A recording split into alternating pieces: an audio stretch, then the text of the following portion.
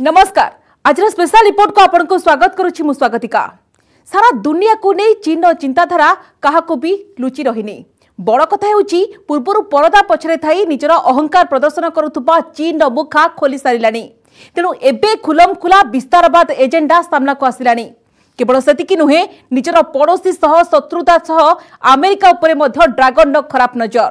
एबे जहाँ सूचना सामना को आसुछि 2027 रे किबा ता पूर्वरु अमेरिका सह युद्ध करि पारे चीन। ए नै जोरसोरे चलिछि प्रस्तुति।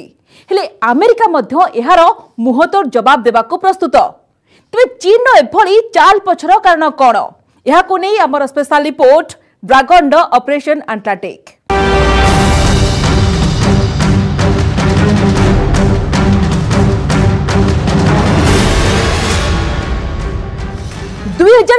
पूर्व युद्ध करिपारे कि चीन कोन ताइवान प्रसंग रे अमेरिका सह मुकाबिला करबाकू प्रस्तुत हेउछि।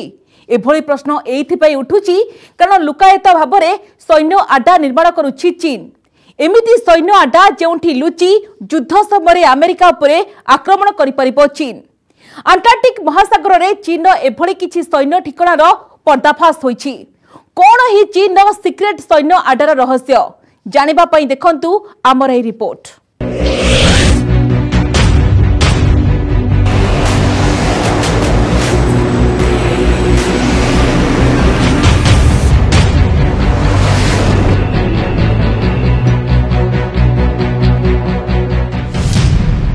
ड्रैगन रो भयंकर षड़यंत्र।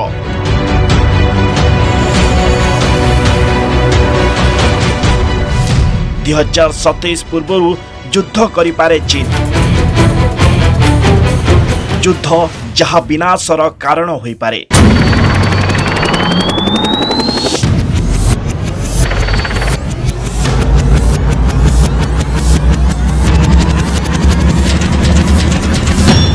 कोरोना काल रे ड्रैगन रो टाटी प्लान।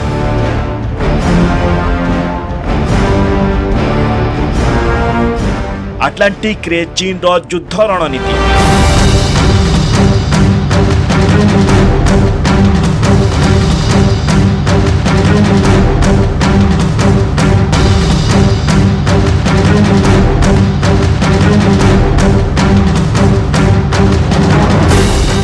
आफ्रिकार क्षुद्रतम देश मध्यरु अन्यतम Equatorial Guinea.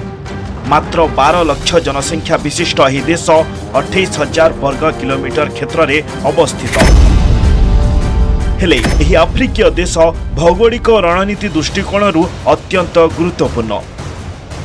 Equatorial Guinea Atlantic महासागर कूल अवस्थित। अमेरिका ठारू यह 11,000 किलोमीटर दूर में अवस्थित।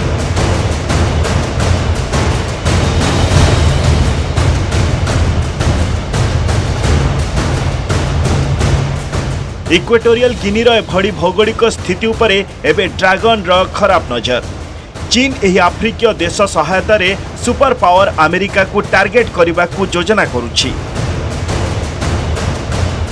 इक्वेटोरियल गिनी रे प्रबल निवेश करुछि चीन। केवल सेतिकी नुहे एठारे निर्माण करुछि निजर सैन्य अड्डा।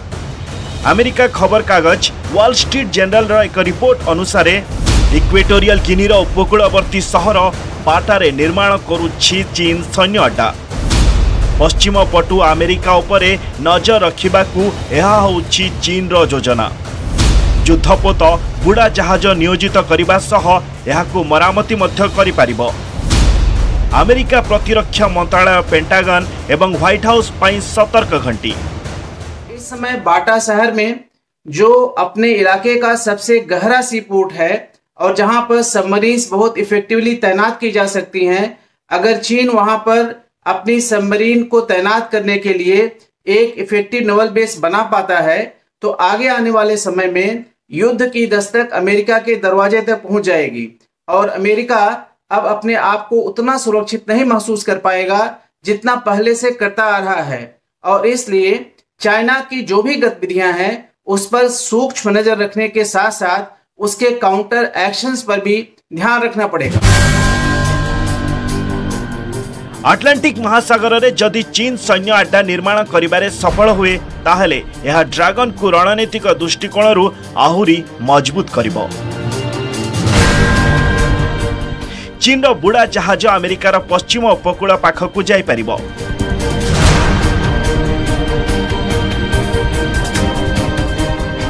सेतिकी नुहे, चीन घातक मिसाइल अमेरिका पाई डाकी आनी पारे महाविपद।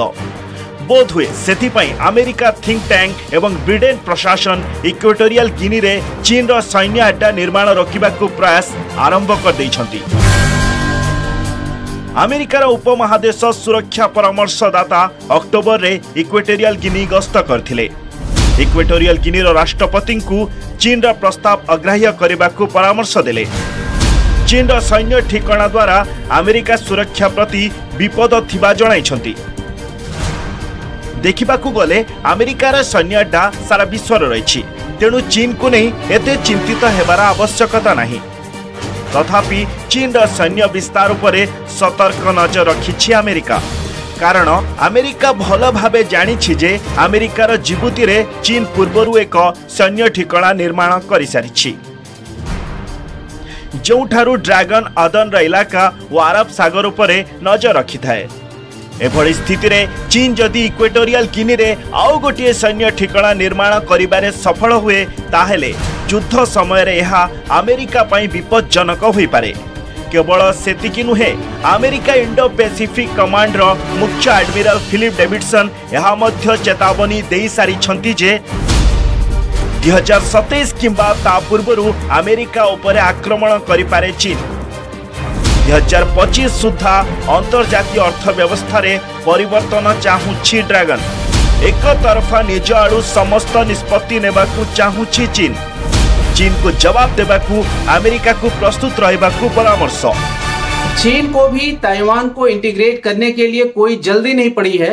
उसने अपने लिए कोई टाइमलाइन नहीं फिक्स किया हुआ है, क्योंकि वह लॉन्ग टर्म के बारे में सोचता है और लंबी रेस का खिलाड़ी है।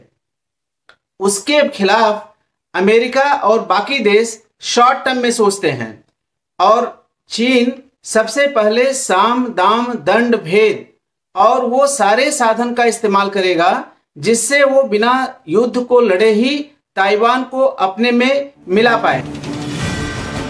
निकटरे पेंटागन द्वारा चीन मिलिटरी पावर संपर्क रे जारी होइथिबा 2021 रिपोर्ट रे होइछि चांचल्यकर खुलासा।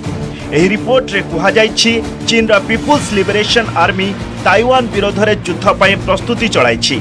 अन्यपटे चीन यह भल भावे जानिछि जे ताइवान को पूरा पूरी साथ देव अमेरिका। जदि ताइवान उपरे चीन आक्रमण करिवार साहस करे ताहले एही युद्ध एते भयंकर हेबो जे केही केबे कल्पना करि नथिबे।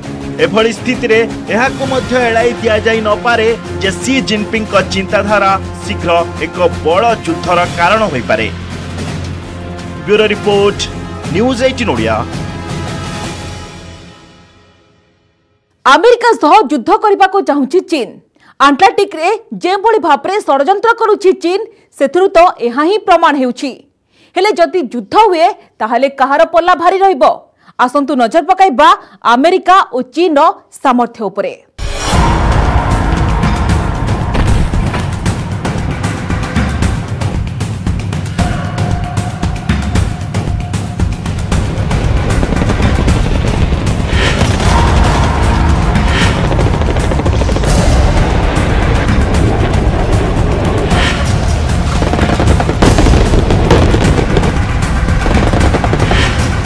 आमे एबे आपण को कहिबु, जदि चीन एवं अमेरिका मध्य रे युद्ध हुए तेबे अमेरिका केउ केउ स्थान रे एवं किपरि चीन उपरे हमला करिवो।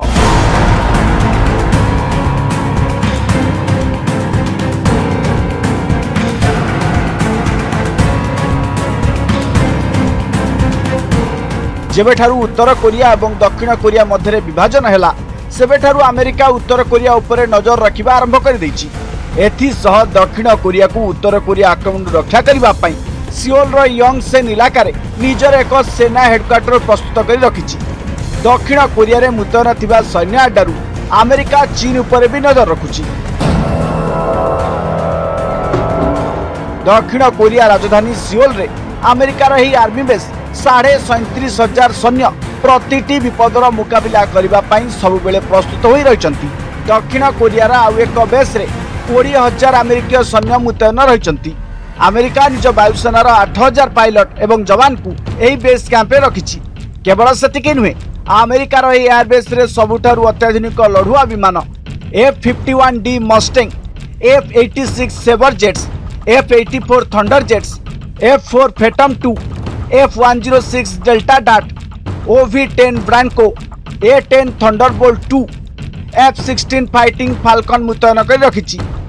यह छड़ा यंगसन बेस रे अमेरिका 300 नौसैनिकों को भी मुतयन कर रखी। एसहित अमेरिका ही बेस कैंप रे 100 मैरीन कमांडो एवं 100 स्पेशल ऑपरेशन कमांडो को भी मुतयन करिछि। एथिरु सहजे अनुमेय अमेरिका जेकोसी परिस्थिति रे उत्तर कोरिया एवं यार पड़ोसी देश चीन को कौनसी क्षेत्र में कम देखु नाही। आउ एही कारणरू दक्षिण कोरिया रे अमेरिका निज सेना बेस कैंप रे एते संख्या रे सेना मुतयन कर रखिछि। आउ उत्तर कोरिया किंबा चीन सह युद्ध परिप्रेक्षी रे अमेरिका यंगसन बेस कैंप को व्यवहार करी दुई देश को सहजरे टार्गेट करि परिबो। जापान रे भी अमेरिकार गोटे नुहे बहु संख्यार बेस कैंप रही। एक तथ्य अनुसार जापान रे अमेरिकार 23टी बेस कैंप रही। सेहीपरि आउ एक आकलन अनुसार जापान रे नौसेना, वायुसेना, स्थल सेनार 50,000 जवान को मुतयन कर रखी अमेरिका। जापान रो ओकिनावा रे अमेरिकार सबुठु बड़ सेना बेस रही। यही बेस कैंप रे पाखापाखि 1,500 मैरीन कमांडो रहउचंती। यह छड़ा मिसाबा एवं कदिना एयरबेस रे अमेरिका वायुसेनार 130टी लढ़ुआ विमान रही। जापान रे एते संख्या रे अमेरिका सेनार उपस्थिति यही कथा को दर्शाउछि जे अमेरिका उत्तर कोरिया सह चीन को बड़ विपद बोली मानुछि। आउ या को आखिरे रखी उत्तर कोरिया एवं चीन रो पड़ोसी देश गुड़िकरे निजर बड़ सेना कैंप को सजाग करी रखिछि। आउ जदि युद्ध हुए तेबे जापान माटीरू अमेरिका चीन एवं उत्तर कोरिया को टार्गेट करि परिबो।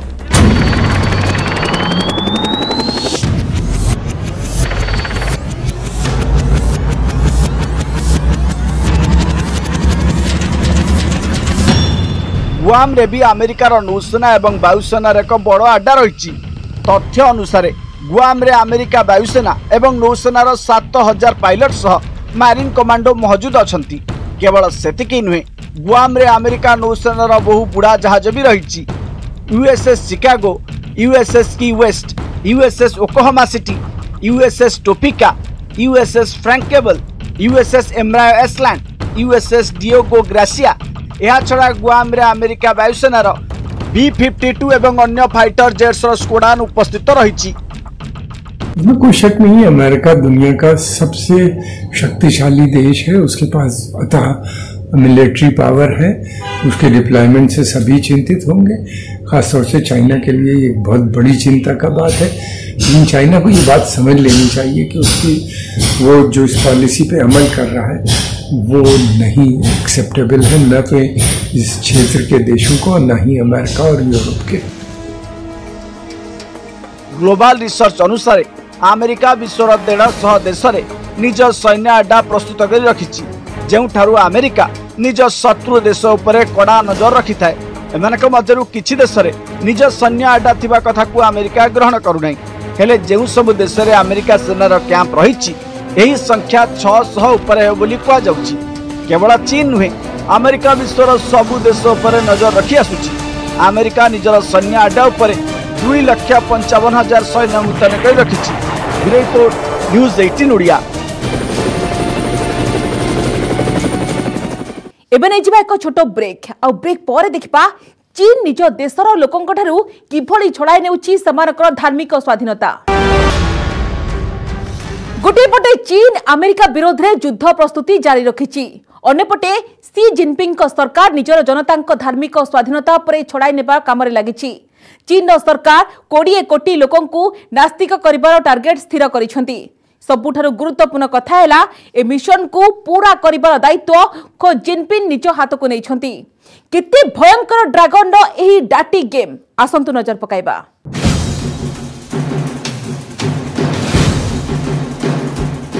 जिनपिंग को सबुठु खतरनाक षड्यंत्र।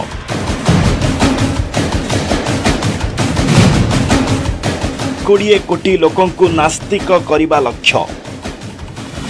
लोकंक धार्मिक स्वाधीनता छड़ाई नेबाकू योजना।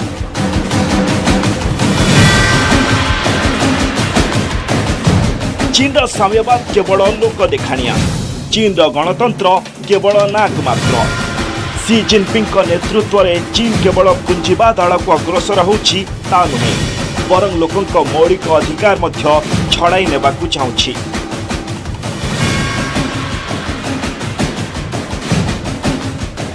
एभली एक देश निर्माण करने चाहूछि ड्रैगन, जोठी लोकंकु निज देशर सरकार विरोध में कहिबार अधिकार नहीं कि निज धार्मिक आस्था मानिबार स्वाधीनता नहीं।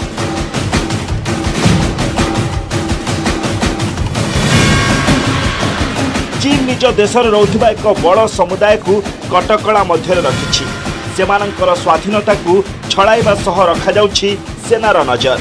एभली समय सी जिनपिंग एभली एक घोषणा करछंती जहा द्वारा सेठिकार 20 कोटी लोक निज धार्मिक स्वाधीनता हराइबे।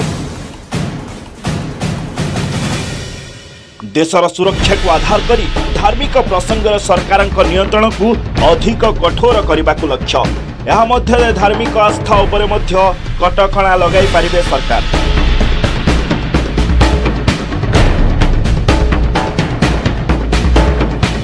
अर्थात धार्मिक आस्था उपरे विश्वास रखुथिबा लोकंकु सीपीसी चिंताधारा मानिबाकू बाध्य करिबा लक्ष्य। सीधा अर्थरे कहिबाकू गले सी जिनपिंग निज देश में धार्मिक आस्था रखुथिबा लोकंकु नास्तिक करिबाकू चाहुछंती। फलरे समस्त लोक सीपीसी अर्थात कम्युनिस्ट पार्टी ऑफ चीन रो विचारधारा आगकू बढ़ाई पारिबे।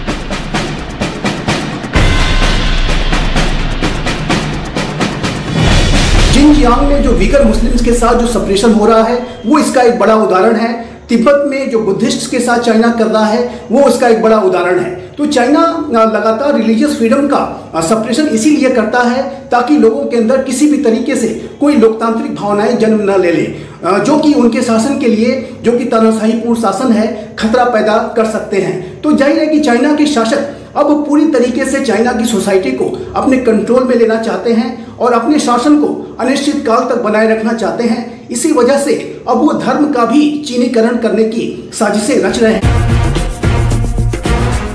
सेमिति कहिबाकू गले चीन निजकू नास्तिक देश बोली दर्शाई थाए। क्षमतारे थिबा कम्युनिस्ट पार्टी कौनसी धार्मिक विश्वास को मानेनी, हेले आधिकारिक भावे निजकू नास्तिक घोषणा करबा सत्वे चीन कम्युनिस्ट पार्टी निज देश में धर्मीय विश्वास को समाप्त करिबारे सफल होई पारिनी। बोधुए सेथिपाई चीन सबु धर्मर धर्मावलंबी को निज निज आस्था अनुଯାयी धार्मिक परंपरा पालन करने को अनुमति देछि। हेले एही स्वाधीनता को सी जिनपिंग एक मिशन माध्यम समाप्त करने को चाहुछंती। मिछ राष्ट्रवाद को अस्त्र करी लोकंक ठारू सेमानंकर धार्मिक विश्वास छड़ाई नेबा को चाहुछंती।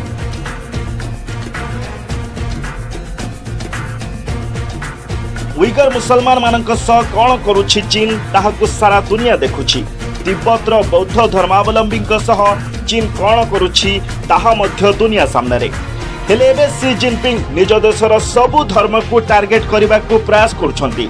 तांकर जुक्ति हेला एहा द्वारा से शक्तिशाली राष्ट्रर निर्माण करिवे, चीन संस्कृतिर विस्तार करिपारिबे, देशर सुरक्षा को आहुरी मजबूत करिपारिबे।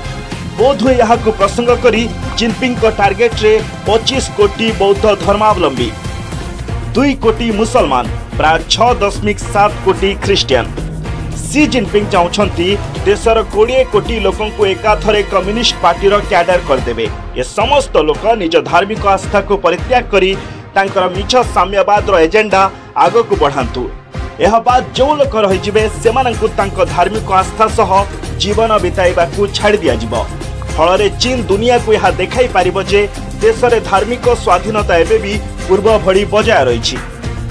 हेले समस्ते भल भावे जानती चीन किभଳି निज देशर धार्मिक विश्वास रखुथिबा लोकंकु प्रतारित करुछि।